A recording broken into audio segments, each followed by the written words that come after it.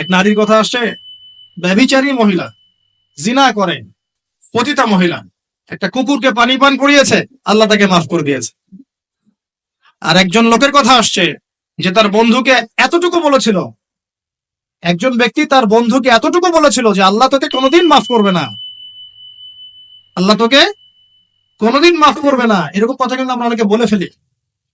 আল্লাহ পাক মৌতের পরে এই দুই ব্যক্তিকেই থাকবেন, কিয়ামতের মাঠে ডাকবেন। এটা বারজাকে হয়েছে। বলবেন, আমার রহমত নিয়ে কথা বলার এখতিয়ার তোমাকে কে দিয়েছে? আমি কাকে মাফ করব কাকে করব না, এই কথা বলার এখতিয়ার তোমাকে কে দিয়েছে?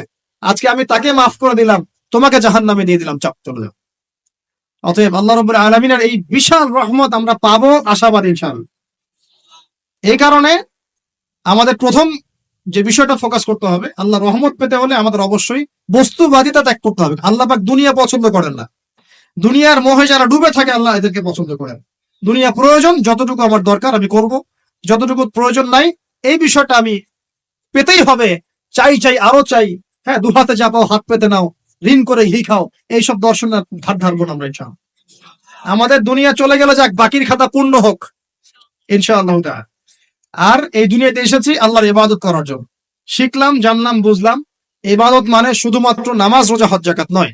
এগুলো অবশ্যই ইবাদত, কিন্তু এগুলোই ইবাদত নয়, বরং আমাদের জীবনের প্রতিটা কাজই ইবাদত।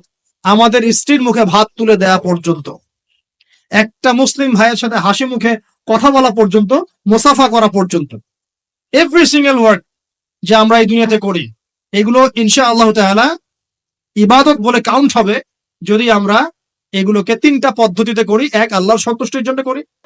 দুই, রাসূলের পদ্ধতিতে করি। এবং হালাল খেয়ে করি। ইনশাআল্লাহ তাআলা আল্লাহ পাক আমাদের সবাইকে এভাবে ইবাদত করার তৌফিক দান। আর শেষ করার আগে আমি আর কয়েকটা পয়েন্ট টাচ করে শেষ করে দিচ্ছি, রাত অনেক গভীর হচ্ছে। আসন্ন রমজান মাস আমাদের সামনে আছে। আমাদের সামনে বলতে এই তো 2 সপ্তাহ হয়তো বাকি নাই। আমি কয়েকটা পয়েন্ট খালি আপনাদের সাথে শেয়ার করবো, যে এই পয়েন্ট গুলো যদি একটু ফোকাস করি, রমজান মাসটা গোনা মাফের উৎসব হবে ইনশাআল্লাহ। আমরা কলেজ লাইফে পড়তাম একটা ওয়ার্ড, উৎসবের উৎসাহ। উৎসবের উৎসাহ, এই যে ছায়ানট, উদীচী, এইসব জায়গায় যারা থাকে না, এরাও এই শব্দগুলো জানে ভালো। উৎসবের উৎসাহ, ওরা বলে যে জাগতে হবে রাত আলো জেলে রেখে উৎসবের উৎসাহে। মানে রাত জাগতে হবে আলো জেলে রেখে উৎসবের উৎসাহে। আমাদের এই দুনিয়ার জীবনের হায়াত কিন্তু খুব লম্বা না। খুব লম্বা কি? 60 থেকে 70। এর মধ্যে আল্লাহ পাক কিছু উৎসবের উৎসাহ দিয়েছেন। যেমন শবে বরাত, যেমন শবে বরাতের রাত। এই রাতে ব্যক্তিকেন্দ্রিক তো কিছু ইবাদত করা যায়, সামগ্রিক না হয়। এই রাতে আল্লাহ পাক সবাইকে মাফ করে, 2 শ্রেণীর মানুষ বাদ দিয়ে, মুশরিক, মুশাহিদ, শিরক করে যারা, হিংসা বিদ্বেষ পোষণ করে যারা, এদের বাদ দিয়ে। শাবান মাস বেশি বেশি নবী রোজা রাখতেন।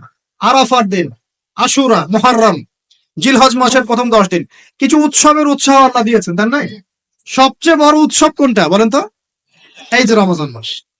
এখন এই মাসে আলো জ্বালা থাকবে উৎসবের উৎসাহে। কিভাবে? প্রথম কথা বলি, দুনিয়াবি বাজার ঘাট, শপিং টপিং যা যা আছে আগে ভাগে এই কয়দিনে করে ফেলেন, যাদের সামর্থ্য আছে। যাদের সামর্থ্য নাই তারা, আমি বলেছি, প্রজেক্ট করতে হবে, সোশ্যাল প্রজেক্ট।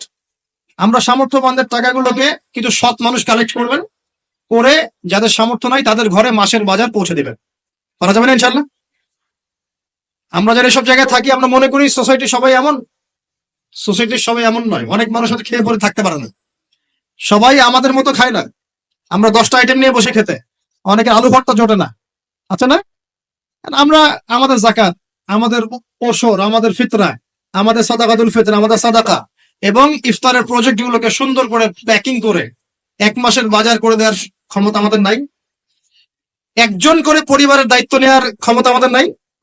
আপনি একটা নেন, আপনি একটা নেন, আপনি একটা নেন, আপনি 2টা নেন, আপনি 5টা নেন। দেখবেন ইনশাআল্লাহ তাআলা যখন আমরা খাবার ভাগাভাগি করে খাবো, ইনশাআল্লাহ সমাজের দারিদ্রতা কমে যাবে ইনশাআল্লাহ। কি উন্নতি! কি সবার মধ্যে সম্প্রীতি ছড়িয়ে দেওয়া উন্নতি, সবার মধ্যে এই যে ভালোবাসা ছড়িয়ে দেওয়াটা কিন্তু সমাজের উন্নতি। উন্নতি মানে আমরা আসলে কি বুঝি? খালি কনস্ট্রাকশন নির্মাণ করার উন্নতি? সবার মধ্যে সম্প্রীতি ছড়িয়ে দেওয়াটা উন্নতি। আগে রমজানের প্রিপারেশন নেন, এটা গেল একটা পারিবারিক ইকোনমিক প্রিপারেশন। আধ্যাত্মিক প্রিপারেশন কি? হুট করে রমজান মাসে গিয়ে সব এবাদত একসাথে ধরা যায় না। এই কারণে এখন থেকেই নামাজ, তেলাওয়াত, তাফসীর পড়া, একটু তাহাজ্জুদ, চারটার নামাজ, ইশরাকের নামাজ, জিকির আজগার, এগুলো একটু ধরার চেষ্টা করি, কিন্তু রমজান মাসে গিয়েই আমি একদম যেন মোমেন্টামটা যেন ধরতে পারি ইনশাআল্লাহ। আল্লাহ পাক তৌফিক দান করুন। 3 নাম্বার হচ্ছে অপচয় করবো না রমজান মাসে। অনেকদিন বলছি 5টা খেজুরে যদি ইফতার হয়ে যায়, 6 নাম্বার খেজুর আপনার খাওয়ার দরকার নাই, আপনি দান করে দেন। 2টো জামা দিয়ে ঈদ হয়ে যাচ্ছে, 4টা জামা কেনার দরকার নাই, বাকি 2টো দান করে দেন। আপনার পরিবারের জন্য যদি 30 কেজি চাল যথেষ্ট হয়, 40 কেজি কেনার দরকার নাই, বাকিটা দান করে দেন। বহু মানুষ রমজান মাসে ইফতার করবে, ইফতার করে আল্লাহর কাছে বদদোয়া করবে, দেখে নিয়েন, বলবে যে আল্লাহ আমি ইফতার করার খাবারটুকু পাচ্ছি না। পুরো বিশ্বের ইকোনমিক অবস্থা কিন্তু সুবিধার না। আস্তে আস্তে আমাদের এগুলো বুঝতে হবে। আল্লাহ পাক আমাদেরকে শুধু কোরআন তেলাওয়াত করলেই তো হবে না, এগুলো অর্থ তো বুঝতে হবে। কোরআন হাদিস দিয়ে বিশ্বটাকে তো রিল করতে হবে, হবে কি না? আল্লাহ তৌফিক এনায়েত করুন। অপচয় না করি। আর রমজান মাস আসার আগেই আল্লাহর ওয়াস্তে সবার ঘরে ঘরে কোরআন এবং কোরআনের তাফসীর কেনা চাই। এই রমজান মাস আমরা কোরআন পড়ে শেষ করে দেবো ইনশাআল্লাহ। রমজান মাসের সবচেয়ে ইম্পর্টেন্ট জিনিসটা কি বলেন তো? কোরআন নাজিল হওয়া। শাহরুর রমাদানাল্লাযী উনজিলা ফীহিল কুরআন। রমজান সেই মাস যে মাসে কি নাজিল হয়েছে? কোরআন। অতএব সবচেয়ে ইম্পর্টেন্ট পার্ট রমজানের কোরআন। যারা কোরআন তেলাওয়াত করতে জানি না, পড়া শিখবো, রাজি আছেন ইনশাআল্লাহ? রমজান মাসের পুরো 30 দিন আমরা কোরআন তেলাওয়াত করা শিখবো ইনশাআল্লাহ। স্থানীয় ইমাম থাকতে পারেন, টিচার থাকতে পারেন, অনলাইনে শিখতে পারেন, অফলাইন কোর্স করতে পারেন, যেভাবে হোক আপনাকে শিখতে হবে। এর পাশাপাশি যারা হাফেজ এবং আমরা টুকটাক যারা আরবি বুঝি, আমাদের প্রতি নসিহত হচ্ছে রমজান মাসে 30 দিনে প্রতিদিন 1 পারা করে আমরা তাফসীর পড়বো। 30 দিন 30 পারা শেষ ইনশাআল্লাহ। পারা যাবে ইনশাআল্লাহ। রমজান মাসে আর কি কাজ করব?